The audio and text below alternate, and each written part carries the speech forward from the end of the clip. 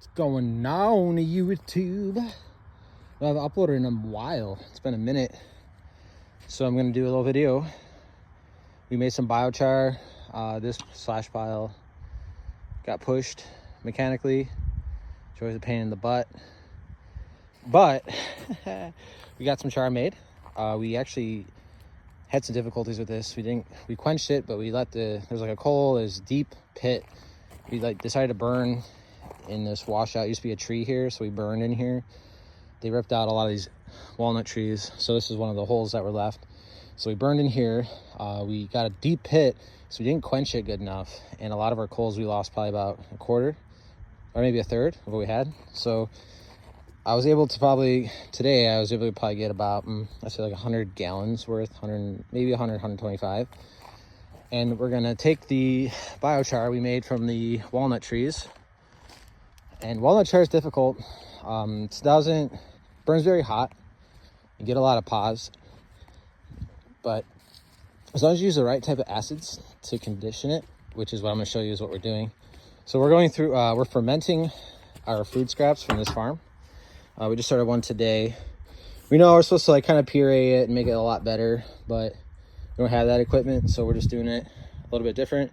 We're gonna let it slowly digest, get soft, and we're gonna mix it and break it down with like a paint mixer. And we're gonna slowly break this down, slowly add biology like lactobacillus serums and whatnot. And I'd say probably about a month or two, this should be pretty solid where we can strain this, put it into the wood chips. We got to set this up too. All this material has to get mixed. There's a lot to do here, so it's kind of exciting. I'll be making videos about the progress of this operation. We're trying to harness trichoderma because we have Johnson grass here, and I read that trichoderma competes with the jungle own or some type of compound it releases to combat other, it's like a competitory thing, so it eats it. So we're going to try to ferment this to be more trichoderma. I want this whole thing to turn green. We're gonna get a lid for this. This is our lettuce. We're gonna make a lettuce ferment so we get the pectin. Lettuce has a high density biology leaf microbiome, so we're gonna try to harness that in this liquid, and we're gonna use it to brew teas. And these are the teas that we're brewing here. This is the Frass Duat teas. They're also gonna incorporate into the compost, drench wood chips, so we can make really intense blooms of fungi to break these at record speeds. But here's where we're going to add, this is one of the liquids that's ready to go that we're going to add into the biochar. And here it is. This is great stuff. This has been fermenting now for about 2 or 3 weeks. It's incredibly cold out here, so the action isn't as quick as I'd like it to be. It should only be taking like a week. But since it's so cold, I mean, this liquid is probably around 50 degrees, 40, almost 45, 50 degrees.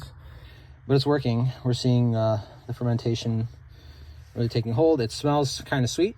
I put a lot of wheat germ in here to really pump up this ferment so I can get more of the particulates to inoculate. And then when we go to spray it on our wood chips, we have a lot of the wheat germ inoculated. That's very small particles that's going to attach itself to the wood, grow. And then we're gonna make a really solid compost. At this farm, we need about 100 yards a year to run this operation.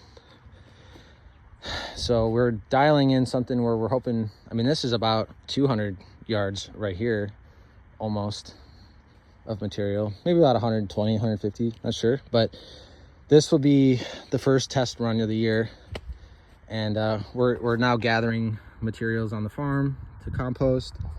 Used to be a lot of waste. And we're trying to dial it down. Like you'll see here, those are they use trellis tape, and we've been taking out the tomatoes and whatnot and saving that because we're going to add these to the compost. And the problem with this is there's a lot of root knot nematodes.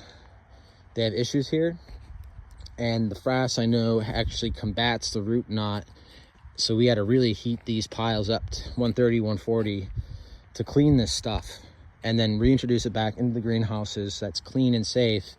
And we're doing soil drenches with these liquid serums to combat and hopefully incorporate the better nematodes, because we are getting horse manure here, you'll see over there, And horse manure always has a lot of nematodes in it. So I don't have a microscope. I'm starting like kind of fresh again because I was working for a billionaire and now I'm working on a farm again, which is kind of like more where I prefer, because I gotta dial in these systems so I can share it with the world. So I hope y'all enjoyed this little update.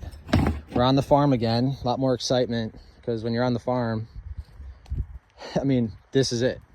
Like, we're putting our systems into play. So it looks kind of messy right now, I know. Kind of just got started here. We got to farm first and foremost. We spend about 50 hours a week farming, and then like at 10 hours a week doing this stuff. So we have to get things done. But as time goes on, we vertically integrate and lower our bottom line to produce the fruits and the veggies and everything we make here. We'll be able to get more organized. So hope you all enjoyed the video. We're doing our best, and I hope you all are too. Give care and be careful. KO signing off.